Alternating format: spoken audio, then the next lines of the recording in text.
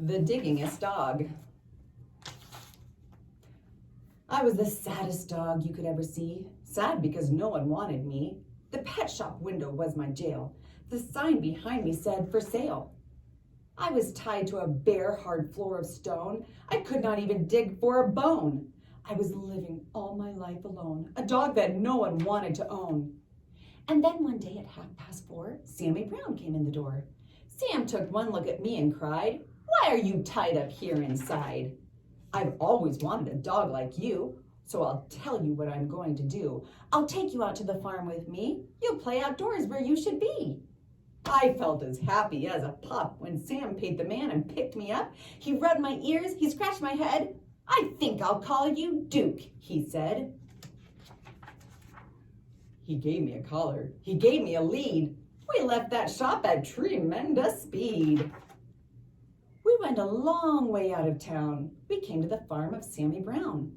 It was the nicest place I'd ever seen. A pretty white house in a field of green, and in the shade of an apple tree, a special doghouse just for me. Next morning, while Sam did his chores, he let me run and play outdoors. I'd never played outdoors before. I'd always lived on the hard stone floor. I'd never run on nice soft ground. Now I barked with joy as I ran around. Sam looked at me and scratched his head. "Duke, you need some friends," he said. He blew a whistle, he blew a blast, and many dogs came running fast. I'd never met a dog before. Now I was meeting 6 or more. They walked around and looked at me. They looked me over carefully. Then, at last, I heard them say, "He's one of us. He'll be okay." One dog, who wasn't very big, suddenly began to dig. The others started digging too, but that was something I could not do.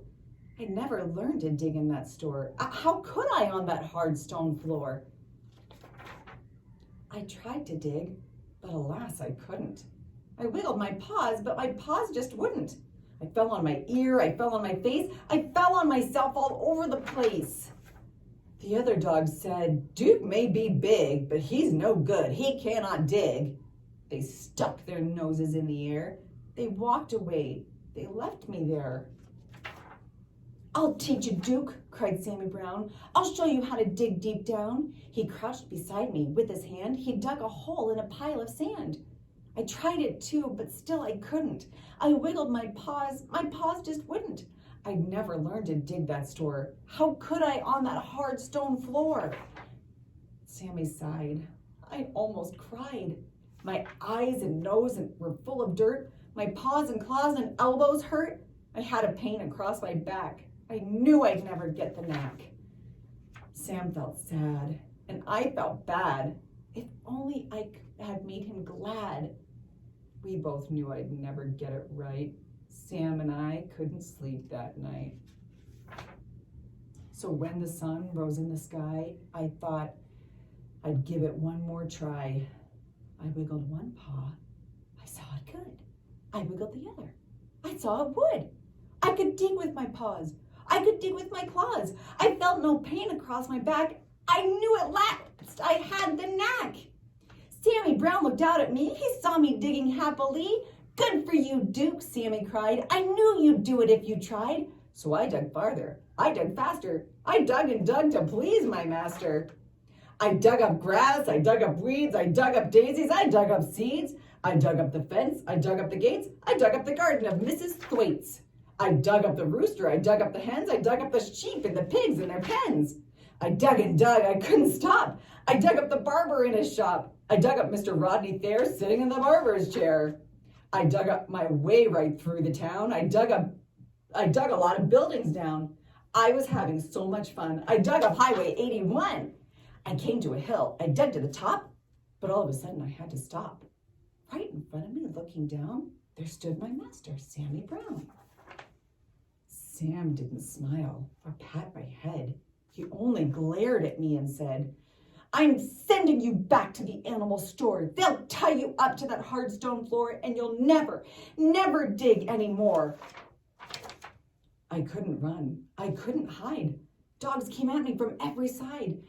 And then suddenly I knew there was just one thing for me to do. I ran away from Sammy Brown and dug a hole that went straight down. I left him standing up on top. I dug and dug. I didn't stop. How deep I dug, I could not tell, but soon I found I dug a well. Mud and water up to my chin. What a fix I now was in. I started to sink. I started to yelp. Help, I yelped. Help, help, help, help. I could hear them way above my head. I could hear every word they said. One dog growled, he wrecked our town. This serves him right. Just let him drown. But Sam cried, Duke, you may have been bad. You made me sad instead of glad. But we're not going to let you die. We'll get you out. At least we'll try. Then at last I heard him shout, maybe we can pull you out. Slowly, slowly down they came, each dog part of a long dog chain. I reached up, I touched a nose. I felt him lift me by my toes. Slowly, slowly, bit by bit, they dragged me up out of the pit. I thanked the dogs and Sammy Brown, and then I started back toward town. I knew I had to dig once more to fix things up the way they were before. That's what I did. I dug back gates. I dug back the garden of Mrs. Thwaites. I dug back the roosters and the hens. I dug back all the pigs in their pens. I dug all day in the summer sun. I dug back Highway 81. I dug back everything in town. Everything that I'd knocked down. Today when I dig, well, I'm careful now. I'm useful too. Sam lets me plow. He'll never send me to that store or tie me up on a hard stone floor. My dog friends watch and wonder why they can't dig as well as I.